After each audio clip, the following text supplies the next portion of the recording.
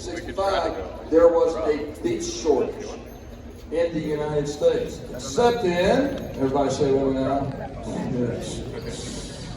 Texas had the beef. In fact, more cattle in Texas than people in 1866. Estimates range anywhere from 4 million to 6 million head of cattle in Texas. Now, if you went out, you could just get you a lawnmower because they were semi-wild. They kind of semi-grazed with the bison, buffalo, if you will. And if you got one, tried to sell it to Texas, you probably had a good day, get $4 for it. However, a gentleman by the name of Joseph McCoy, who owned and operated stockyards up in Abilene, Kansas, he sent the word down to San Antonio, Texas. He said, hey, if you guys bring your cattle up here, we'll pay you upwards to $40 a head. Now, boys and girls, $1 in 1866 was about $20 in today's money. You can do the math. So, the ranchers down in South Texas used contract labor called drovers, or as you call them, cowboys. Now, let me tell you about the cowboy real quick. They ranged in age from 14 to 17. That was pretty standard. 14 to 17. There was no such thing as child labor law back then. A quarter to a third of them were Mexican vaquero and or African American. A good number of them were ex-Civil War veterans, both Union and Confederate. In case everybody starts running, they don't want to trip over you. Lots of Germans and Czechs. It was not unusual to hear German and Czech smoking about the trailers or driving about north.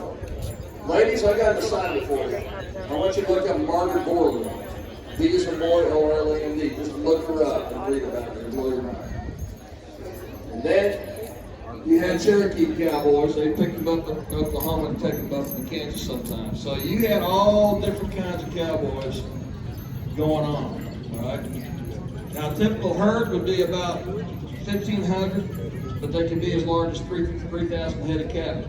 Now let's talk about what you're going to see. These longhorns are going to come down. They weigh about 1,500 pounds. There's about a 6-foot spread on the horns tip to tip. You'll see one that weighs about 2,200 pounds. You'll see two of them that have a spread on the horns about 100 feet, tip to tip. Now our cattle, I get asked this, is always what I'm saying. Our cattle are not medicated. They're not on Benadryl. They're not on Xanax. All right? Our drovers, our cowboys, they are professionals. They know how to put gentle pressure on the herd and get them to do what they're supposed to do, which is come down the street safely. But for safety purposes, we ask that everybody be standing. Please do not cross the street. We don't want you to wind up on the 6 o'clock news. Okay? While the cattle come down. Let me tell you what we don't do here. This is what we don't plan to do. We're not Pamplona, Spain. We don't do the running of the bulls. We do the walking of the steers. Okay? Now, back in the day, a typical cattle guy took 90 days. You know why? Because they walked them up. However, as you might expect, there was the occasional stampede, and that is sometimes what caused the cowboy's death.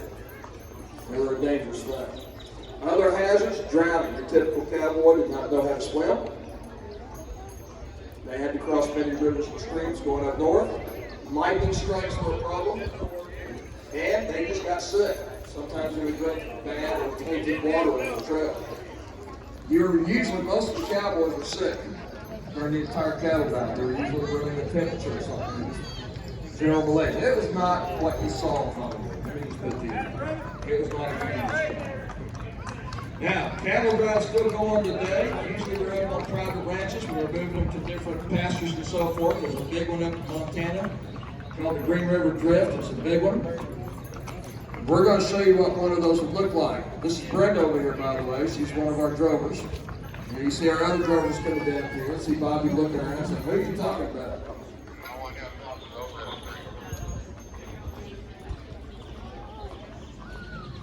Hey, we got guided walking tours going out today at 12:30 and 2. If you got to know some of these gunfighters walking around, they're going to put on a comedy gunfight for you right after the cattle drive is over.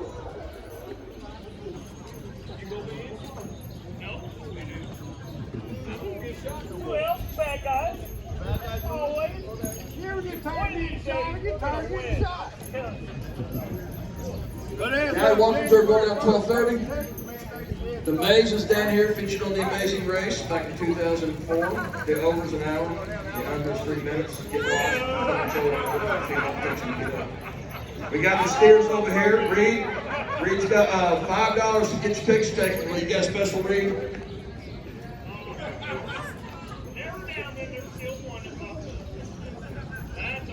Okay.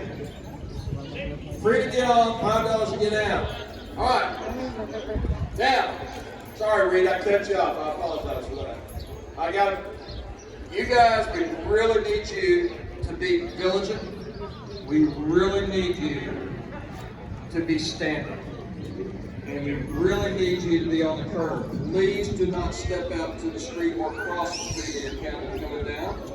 This is for safety purposes. All right? Now, these are big animals. As I said, they're not on any kind of medication.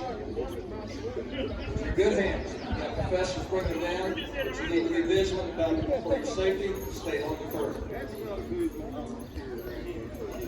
Go see the gunfighters, but wait till the cattle get off the street before you get onto the street. We also ask that you clear the creek when the cattle turn around the corner down here because they got to let the cars come down the street. This is still a street. All the shops are open today. Food trucks are up. Shops are all open. Everything's good. Beautiful day to be here. Oh, classic car show. Right at Rodeo Plaza. Go down here and go see the classic car show. Oh my gosh, those beautiful automobiles down there have been lovingly restored by their owners, and they're there on full display for you to go take a look at. But you know what? Don't touch. Ask permission first. All right, I'm here to bring them down here shortly. Thank you very much for coming out. What a beautiful day. We'll do this again at 4 p.m. Thanks for coming out. Have a great, wonderful afternoon.